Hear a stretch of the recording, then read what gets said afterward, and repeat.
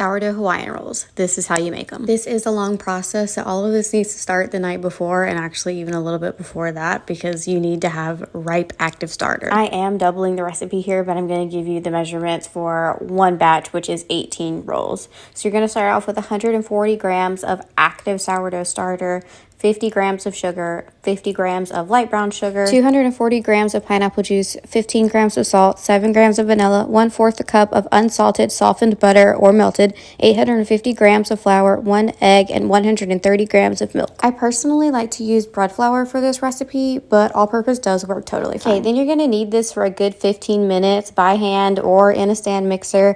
Usually it really stresses my mixer out and it gives up on me after like 10 to 15 minutes. Then I ended up separating my dough out because I just wanted to make sure it had enough space to rise, and then re-kneaded it together a little bit again just to make sure it was all nice and cohesive.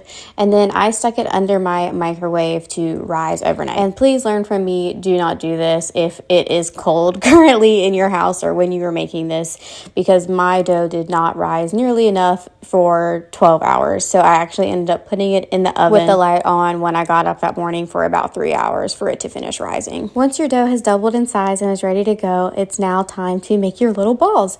So each one of these little balls ended up being right at 88 grams if you are a stickler for measurements like me, and you're going to treat this just like you would a regular sourdough loaf. Flatten it out, fold all those little sides into the center, roll it up, and then do those tension pulls. Definitely try to get the balls as tight as you can just because it's really going to help them keep their shape throughout this next rise. Once they're all rolled out, just cover them and again stick them in a warm spot. They need to about double in size once again. It took mine 4 hours to really rise like this.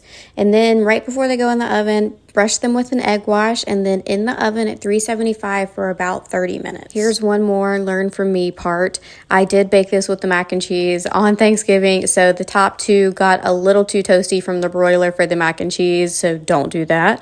But when they're done, make sure you brush them with a little bit of salted butter, and that's it. They're so beautiful every single time, and even the little bit of the burnt ones were still absolutely delicious.